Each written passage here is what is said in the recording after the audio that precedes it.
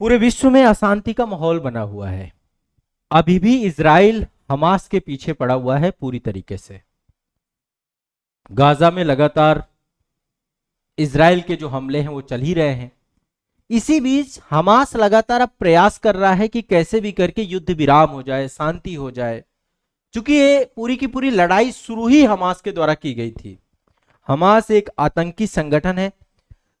अभी आप सभी को पता होगा इजराइल ने कतर पे हमला कर दिया। ये है आपका कतर, एक बार थोड़ा लोकेशन देख लीजिए। ये भूमध्य सागर है, ये हमारा इजराइल है, ठीक है। यहाँ पे ये मिस्र है, ये अकाबा की खाड़ी है, ये लाल सागर है। एक बार मानचित्र में देखिए, ये अकाबा की खाड़ी है, ठीक है। ये सिनाई प्रायद्वीप है, और इधर फिर आपका सऊदी अरेबिया है। यहाँ पे देखिए ये गल्फ की खाड़ी है, फारस की खाड़ी, फारस की खाड़ी, ठीक है। फारस की, पर्शियन गल्फ है। ऊपर देखिए ईरान है। यहाँ पर्शियन गल्फ पे ही एक देश है कतर, ये कतर है आपका। लगातार जब से इजराइल और हमास के बीच में संघर्ष चालू हुआ है, उसका युद्ध विराम कराने को लेकर के लगातार प्रयास कर रहा है। अभी हमास के कई सारे लीडर यहां पर पहुंचे थे कतर पे, और इजराइल का कहना है कि कतर एक बहुत सुरक्षित ठिकाना सा बन गया है हमास के लीडर्स का। लेकिन ये जो पहुंचे थे, इसके पीछे का कारण था शांति समझौता कराना इन सब को लेकर। लेकिन इजराइल ने मन बना लिया है कि किसी को नहीं छोड़ेगा, कोई शांति समझौता नहीं है। तो कतर की राजधानी दोहा में जोरदार धमाके हुए, कई सारी मिसाइलों से हमला किया गया, और हमास के कई सारे सीनियर लीडर्स को निशाना बनाया गया। 5 लीडर्स मारे गए हैं आपको, ठीक है। तो मिडिल ईस्ट पूरी तरीके से अशांत है, और यह अशांति अभी रुक नहीं रही है। इससे पहले आपको पता है ईरान के साथ हमला हुआ, ईरान में फिर अमेरिका भी उतर के आ गया। तो ये पूरा का पूरा जियो पॉलिटिक्स यहाँ का भी इजराइल के इर्द गिर्द पूरी तरीके से घूम रहा है, ठीक है। तो इजराइल और कतर के बीच में संघर्ष एक बड़ा रूप भी ले सकता है, क्योंकि कतर के भी राष्ट्राध्यक्ष ने कहा है कि हम इसका जवाब देंगे, है ना। तो इजराइल के जो अभी इस समय प्रधानमंत्री है, उनका नाम है बेंजामिन नेतन्याहू, ठीक है।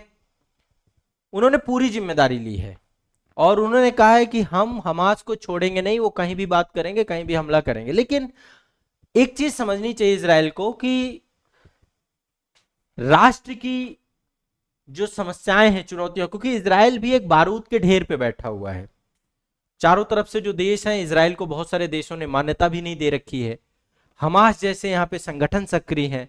इसके अलावा, हमास के अलावा आप यमन में देख लीजिए, या फिर लेबनान में देख लीजिए, या जॉर्डन में देख लीजिए, सब जगह पे इजराइल विरोधी शक्तियां काम कर रही हैं। चाहे वो सीरिया हो, चाहे इधर ईरान बैठा हो, या इससे पहले आपको पता है कि इजराइल कई बार कई सारे युद्ध अरब देशों के साथ लड़ चुका है। तो इजराइल जीरो टॉलरेंस की नीति पे आ चुका है कि हम पूरी तरीके से हमास को खत्म कर देंगे, या हमारे खिलाफ जो भी आके खड़ा होगा उसके साथ डायरेक्ट वार करेंगे, ठीक है। तो हमास के नेता भी अमेरिका से युद्ध विराम के प्रस्ताव पर आपस में चर्चा करने के लिए गए थे, और उसी दौरान जो है ये पूरा का पूरा जो है हमला हुआ है, ठीक है। अभी चूंकि पता है हमास के बहुत बड़े बड़े लीडर्स को मारा गया है। ये एक लीडर है, ठीक है, जिसका नाम है याहिया सिनवार, के बाद इसका नाम है खलील अल याहिया, ठीक है। खलील अल याहिया ये अब हमास का संगठन चला रहा है, क्योंकि याहिया सिनवार की मौत हो चुकी है।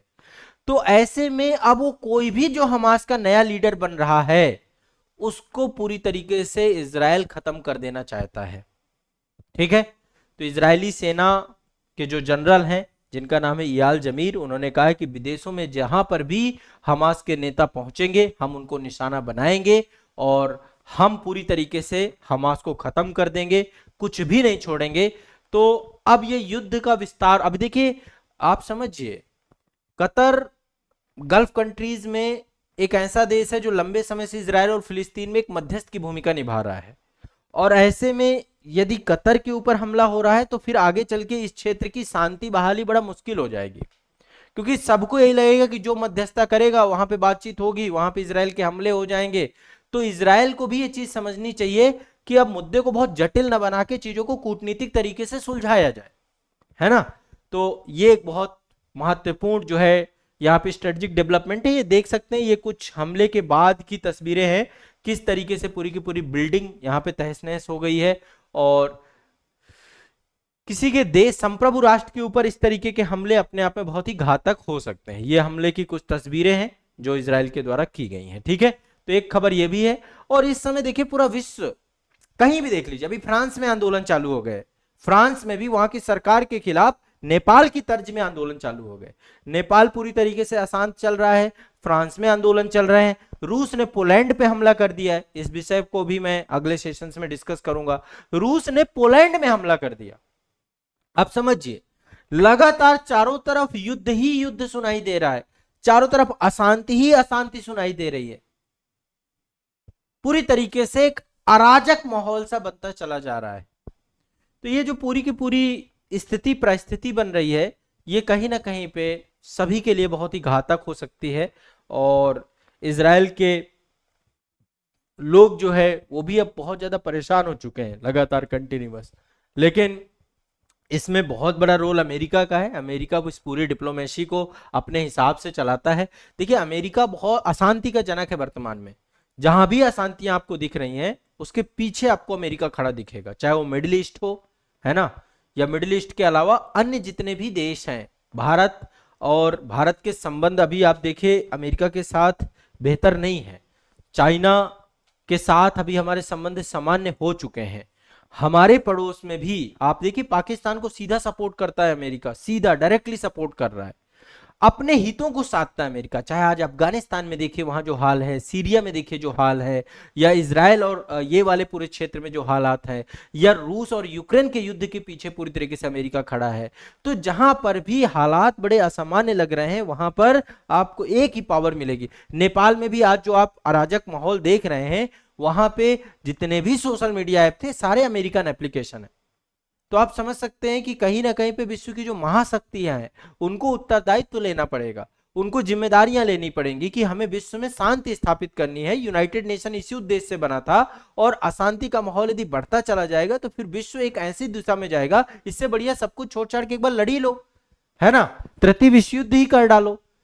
जब यही चाहिए कि चारों तरफ अशांति बनी रहे, चारों तरफ अराजक की स्थिति बनी रहे, सुलझाने की तरफ कोई भी देश नहीं जा रहा, सुलझाने की तरफ नहीं जा रहा। हाँ, ट्रंप हर जगह आकर के, अभी ईरान के साथ जो माहौल बना, ये छोटे छोटे युद्ध एक समय बड़ा वार का रूप ले लेंगे।